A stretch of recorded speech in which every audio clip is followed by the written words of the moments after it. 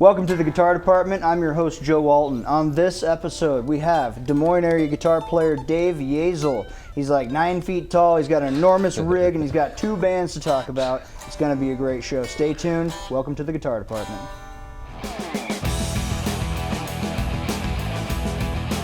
And we are back, and I'm sitting here with Dave Yazel. Dave, thank you so much for being here. You bet.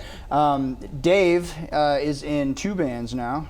Around the city. You got Five Below. Right. And you guys are working on a new project. Right. So we'll see, we're getting it together. We should be playing soon. That one's called Psycho X. Psycho X. Yeah.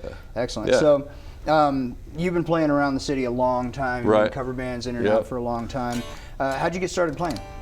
So when I was a kid, I think I was 7, started playing the viola. Wow. And I played the viola for about 7 years.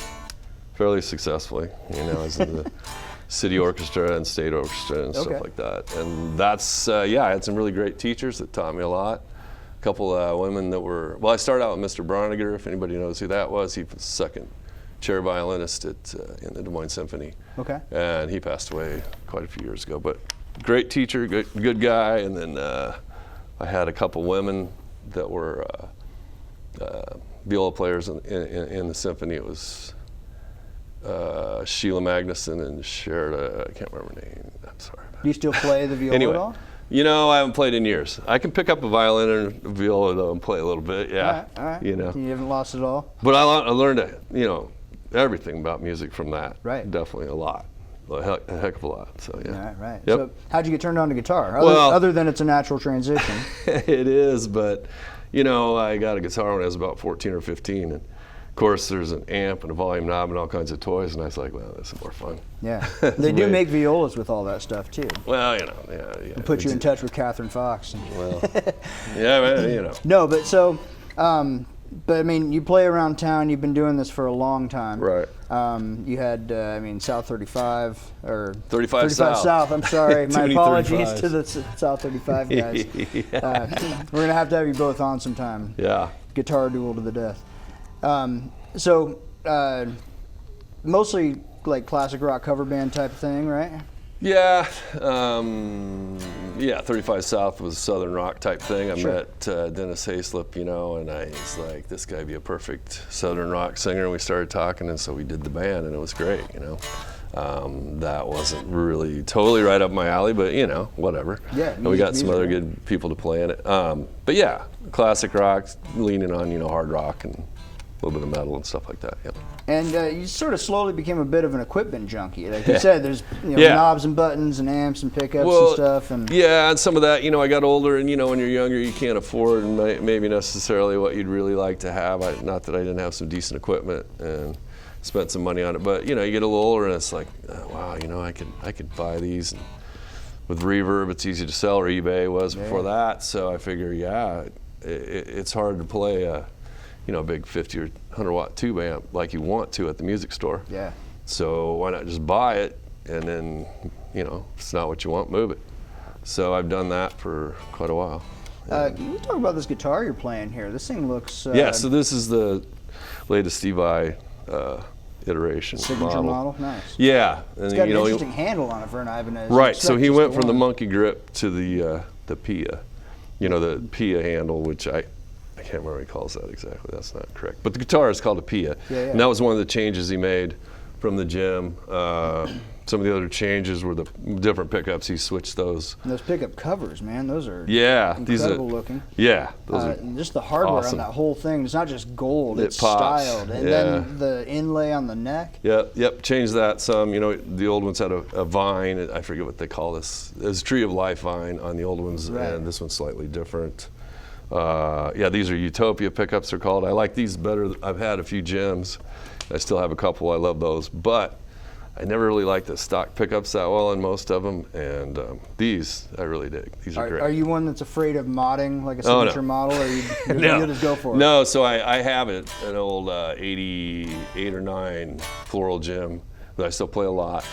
And it's I was younger, it went through some abuse and this and that. It's kind of a mongrel, yeah. And that thing has scalloped frets on it too. Yeah. Is it just 20 the to 24, floor? Yeah. 20 to 24? Or actually it's 21 to 24. Do you like the scalloped fret design? You know, I think it's just more to look cool than anything else, because as close as these frets are up here, you're not going to feel the fingerboard anyway. Right. So- But like the Ingve models, I'm sure you've played a Yeah, I scallop played it. fretboard. It was cool. It takes some getting used to. Yeah, I like but- it. I've never owned one, but I Yeah. wish I had one. I really dig the way it feels. Yeah. So what else to say about this thing? That's got a push-pull for a high-pass filter, which is kind of cool. When you're playing something clean, it's supposed to. Probably can't hear much, but it lets the highs through a little more. A lot of people, some people do that to their guitars anyway. It's something that's a little different. This is kind of cool on the back. They made this magnetic, Oh yeah, so cool. that pulls off. That is cool. Yeah. A little less intrusive with the screws. Yep. So yeah, this is my fave right now. All right, so we got a couple minutes left here. Yeah. If we go to a Five Below show or to a Psycho X show, what can we expect? So Five Below is a lot of '90s music. It's pretty centered around that, you know, grunge, like Alice in Chains. We play some Breaking Benjamin, which is more early 2000s, I guess. And then we do a few older tunes, depending on what gig, you know. What's Psycho X working on? So Psycho X is a little heavier and a little more obscure, I suppose. We're doing a Tool song, we're doing some Iron Maiden, and we do some grunge. Some Alice in Chains, STP, just similar to what I do in Five Below. Yeah. So in general, probably a little heavier. So how can our audience find out where you guys are playing? Follow So your Five bands? Below, we have a Facebook page. It's the number 5 and below. Did you get the name from the store, by the way? Nah. Or just We came first. somebody bought We're a in a pool lawsuit. You're in lawsuit. No, we came first with that. Actually, we discussed changing the name over and over again because it's kind of weird, but whatever. We're still Five Below for now. Sure, yeah. That's, Yeah. So I got to sue them. well, best of luck with that lawsuit. And so Five Below is just a Facebook page, the number 5, the word below. Yep, that's it. We're playing Saturday up in Eldora for the Rock and Row, which is they have a campground there, and they put people on the river all day, floating down, and then they have a band at night every weekend. So we've done that for quite a few years now. I think about probably 5 or 6 years. That sounds It's a like lot a fun of fun. gig. Yeah, it's great. Really great. Well, and you also teach at Remy Music, I do. which of course is how we know each other. Yep, exactly. Been teaching next door to each other for years now. Yeah, I think I'm going on almost 20 years now. Has it been? I think I've been there 20 years also. But 6 or 7. I started at a different shop, and then they grandfathered me Oh, in and yeah. bought the shop that I worked Yeah, at. you were at so. the little West Des Moines shop, That was it? at the West Des Moines shop, Yeah, I remember. Very few people remember that because very few people went to that shop. Right. Including most of my students. I never went. That worked. Yeah, so I started teaching when I was in college at Iowa State at Main Street Music in Ames, and that's how I got started teaching. Okay. I really liked it, so yeah. Right Made a on. little extra money. Well, we're going to have to wrap this Yep. up, but would you hang out and run down this enormous board you brought in for You us? bet. Yeah, we can do that. Right on. Okay. Well, thank you very much. Be sure to check out Five Below and Psycho X. Yep. And follow Dave Yazel wherever he goes. Dave Yazel, everybody. Thanks. And we're back, and I'm sitting here once again with Dave Yazel. And man, this dude's an equipment junkie. We're going to take a look at this massive board you brought in. And this rig. We got a diesel amp. We're into a 2x12 cab here, correct? Yep. Let's start at the beginning. So where do you even plug into this thing? Where does it Okay, start? so I've changed it around a couple times, but basically, you know, we're from the guitar. I think I went into this MIDI looper first, which Okay. is controlled by the MIDI board back here. That looks homemade too. What's that? The MIDI board. Nope. No. Actually, that's a kind of a rare thing that I found online that this dude started building a couple years ago. I think he's doing pretty well because he's come up with some more things, and it's called well, the company's Luminite, Okay. and he makes a few different foot switches. And this is cool because this thing's actually wireless. You can plug it. This is the control unit, which is all touch screen. Okay. Like this, you know, I can't. So you can edit your sounds that Right, way. and then when you change sounds, of course, you can see what you're at. So you could set this somewhere else if you wanted to, you know, or put this up here and not have to wire it in. And that's all connected with the MIDI looper that you just... Yep.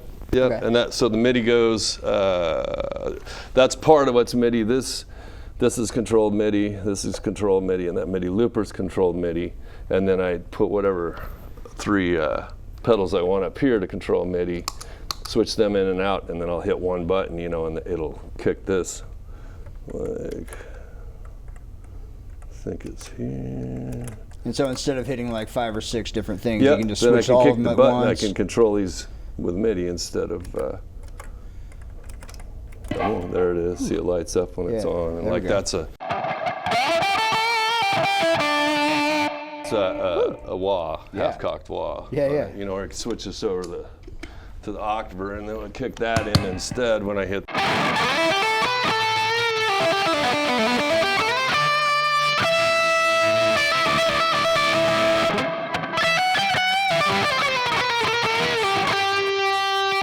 Yeah, I can't hear it too well there. Hang on a second.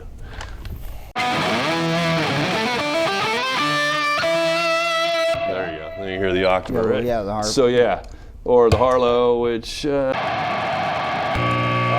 I haven't messed with. I just hooked it up, so that sounds like crap. But Gotta love it. yeah, we're overgaining that. on that More channel. compression means more noise. Right? Yeah, no, that wouldn't run like that. Yeah, So of anyway, that's how, you know, this controls that, this, and of course the amp is all MIDI too. Right. So you got 100 channels and a ton of effects in that. That's all controlled with this board also. Okay. So Yeah. the actual path though, we run into that, and where does it go next? Okay, so I'm going guitar into this, I believe, or it's here first, I don't remember, into the volume pedal. I run a wah, Weeping Demon wah, and then, then we hit the amp. And this, right here, the amp has 3 different loops on it, which are all MIDI switchable.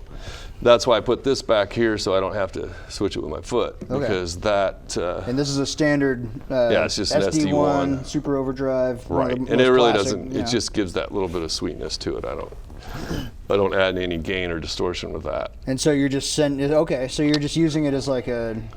boost. Like a it's a basic boost. Okay. Yep, clean boost. And so I can switch this loop on the front of the amp in and out with the MIDI also. And then it's got 2 regular effects loops on the back that are between the preamp and the power amp. And now is there a path built into the actual amp itself too?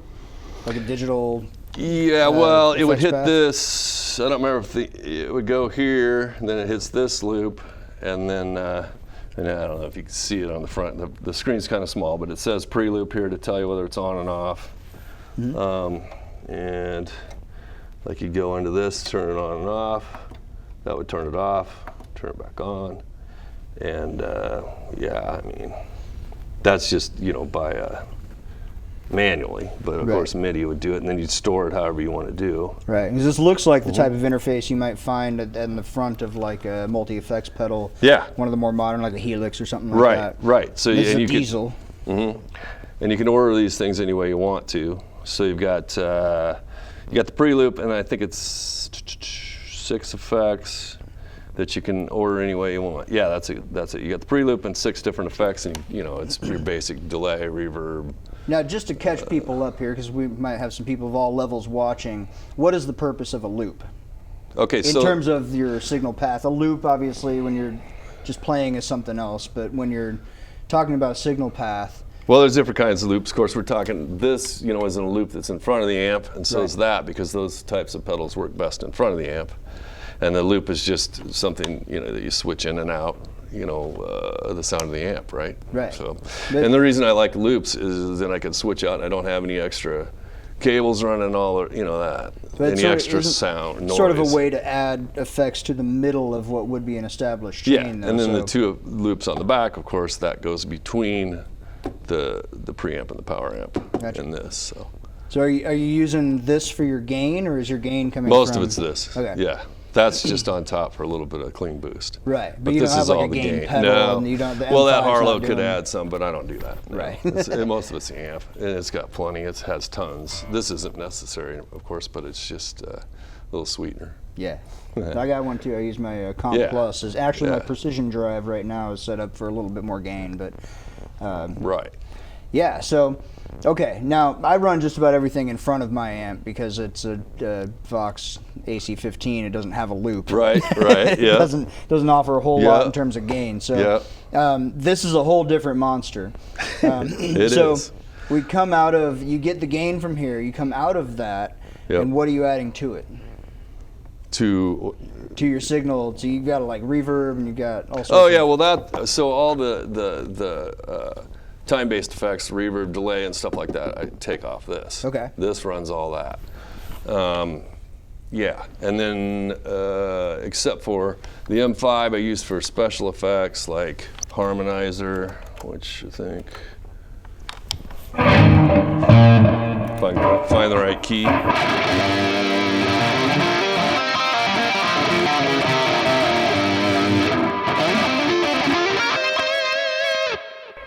You know. And so, yeah, this thing kicks that on. That is through the loop. Yeah, that's through the loop. Those are through the loop. These have a push button to turn them on and off, because those two, basically, the only thing I'd use that for is a big old long delay if I wanted one somewhere and I could just kick it on every once in a while. Or I set this up also, like I'll put an SD1 on there when I'm running a different amp. Okay. So when I don't run this amp, I'll use, because most tube amps don't have reverb and delay built in. Yeah. So that's what those are for. So Yeah, this is sort of a special beast, isn't it? Yeah. With the They had a front-facing different interface company develop the effects and the digital side of it. And so then the hardware on the amp is sort of Diesel's proprietary. Yeah. So the thing, whole and then amp's tube. It's a tube preamp and power amp that's controlled digitally. And that's pretty cool. yeah, and it basically has 4 channels, but those 4 channels also have 4 different modes for each channel, which does give a different sound. There's a classic, vintage, I can't remember, and something modern. Yeah. In fact, you go, let's see. Yeah, where we at? Like right here, you see what channel you're on. There's red, blue, yellow, and green, I believe. Mm-hmm. So you can change that by hitting that button. It's going green, yellow, varying amounts of gain, basically. Gotcha. So red's the highest gain, and then you adjust the gain, and then there's this shape control here. So you can click through the presets a little bit and then sort of dial them in a little bit more. Oh, yeah. Tons of control. Oh, we've got a graphic EQ going on there too. Yeah, wow. That thing just looks cool more than it really does anything.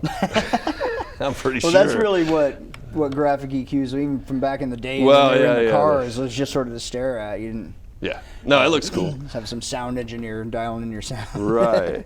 And then down here is like there's a shape control, and this shape control there's 3 different shapes, and then this button goes between what I was talking about, where you got you have the vintage and the early and the classic and the modern sounds, and it does change the sound of the amp. You know, it's just like kind of like a pre-EQ type thing, I suppose. I'm sure Mr. Diesel will go, no, that's not right. Yeah, he's gonna see this again. This is Dave Yazel. He's no, I'm just kidding. So I'm looking at this Boss SY200 here too. The synth. Oh, yeah. So that's for keyboard type sounds. We do a couple Cars tunes sometimes when the couple guys in the band who don't like the Cars let me. Oh man. But you're not gonna like the Cars. Come on. I know.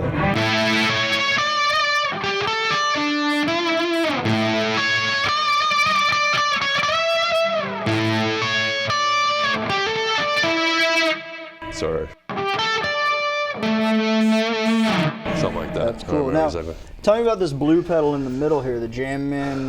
Okay. So that's just for, when we do, some songs have some kind of intro, it's a sampler, basically. Okay. So we can, yeah, I was gonna say we got this and little then of Spark course speaker here to I put in demonstrate stupid this. sounds so that we can. So this plugs in separately directly to the board. Right. Normally that'd be soundboard, plugged to the board. This switches the sounds for me. This is a little pedal that Nate Carlson built for me, so like I can a do this. Selector. Yeah. So. Oh yeah, who's your daddy? Who's your daddy? So we do, funny stuff like that, or what else? And so you just play these between songs? Yeah. The little Chewbacca? Or like we play Thunder Rolls, the Garth Brooks tune. We play a rock version of it. It starts out with thunderstorms. So we get that going, before the song. And I like to have the control of it. If we had the same sound guy all the time, maybe I'd let him do it. But it's kind of funny to throw in these stupid sounds. So, what else we got? That's a really cool thing to just throw on. Like, what else do I need on this board? Your board is jam-packed. Yeah. And then to find room just to have something silly like that. Right. Pretty funny. Well, yeah. And sometimes I'm thinking maybe I'm going to put something else in it. Because, I don't know. It may have to go sometime. I'm thinking about some other stuff. The other thing that's cool is drop. I don't know if you ever use one of these drop tunes. The Digitech drop. Yeah, that thing's amazing. We use those all the time. We play some songs that are dropped, and we tune down a half step for most things. So the guitar is already tuned down a half step. Nah, Not right now, but I tune all my guitars normal. Okay. And just use that because for a half step down, it's really, really great. You it start tracks going really too well, low.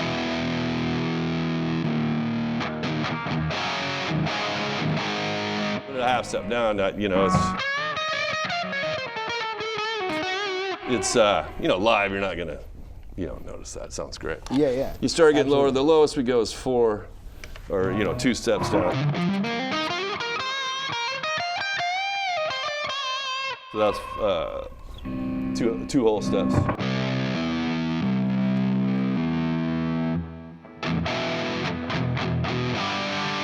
Well, we play a couple Breaking Benjamin songs. Sure. So they tune way down like that, and it's way easier than well, retuning a bunch of guitars. You sort of have to have one of those anymore. I think so. so. If you're in the cover band world, you're going to play all sorts of songs that are tuned. I mean, Motley Crue, everything's down a whole step. Guns N' Roses down a half step. Yep. If you don't want to make it Journey harder on the song, singer. it's in standard. You know what I mean? Yeah, and your singer too. Actually, that thing will do it too. Yeah, the diesel. And does it really well. But I've had that a long time, and it's a little easier to see it right in front of me and make sure it's right. Yeah, no, I imagine so. And plus, just having to turn around and mess with your dials. Well, you can do it all MIDI, but then there's more channels you're taking up to switch. Right. And it's just, it's simpler to have. And you've got some classic pedals up top too. We talked about the Boss Octave. That's cool. You got the TC Electronics pair here with the Hall of Fame reverb and the flashback delay. Yeah, those are pretty classic. Those They're are pretty great. I have one of those. They're tone print, is that what we call it? Where you adjust on the phone? Yeah, you can use the phone to adjust. Yeah, very cool, very cool. And in fact, I have one of those here too. The Vicious Vibe is the same deal. Right on. That's a pretty cool program. You can just hold it up to your pickup and change the setting, the presets. Yeah. Or you can USB into an interface and do it that way. But, right, exactly. But who wants to mess with that, bringing a computer to gigs and stuff? No, yeah. Well, once I get, that reverb, I don't really change reverbs once I get what I want. Sure. But I can with that. Actually, I'm not totally happy with what it's doing on the amp I'm running on so I probably will change a little bit. Are you one that messes with dials mid-show? I see some people up there just sort of adjusting as they go. Others like to leave it. Yeah, that's the good thing about having some analog pedals. That you can do that easy. This I do mess with it because it's actually pretty intuitive and pretty easy once you get onto it, and it doesn't take long. I mean, I've had I have a Kemper and I've had fractal stuff, and the fractal stuff's it's great, but it's complicated. And it's definitely not as easy to adjust. I'll have to have you back to show off that Kemper sometime. Yeah, those are cool. pretty cool. That's the profiling. We are going to have to wrap this up, but man, this is a really cool rig. Thanks. Thank you so much for bringing it all out and showing it off for us. You give us one last lick to play us out with. Yeah, I got to get this thing. There we go. Hang on.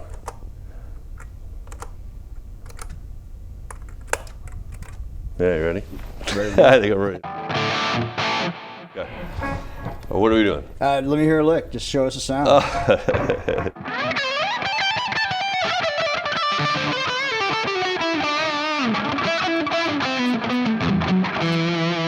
You want something specific? Or That's awesome. That was great.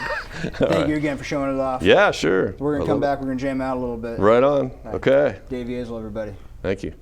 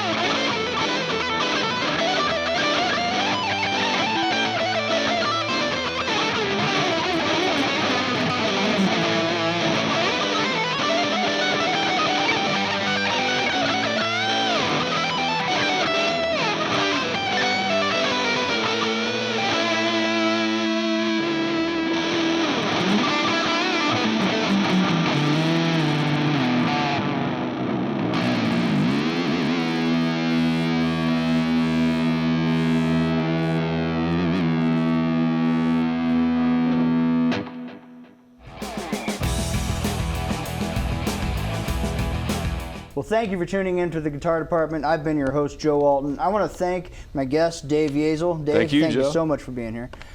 Yeah. Be sure to check out Dave and Five Below and Psycho X, wherever they are playing.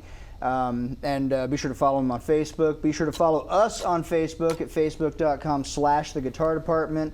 And on Instagram at guitar_department. And I want to thank Riemann Music for loaning our teacher here to the show.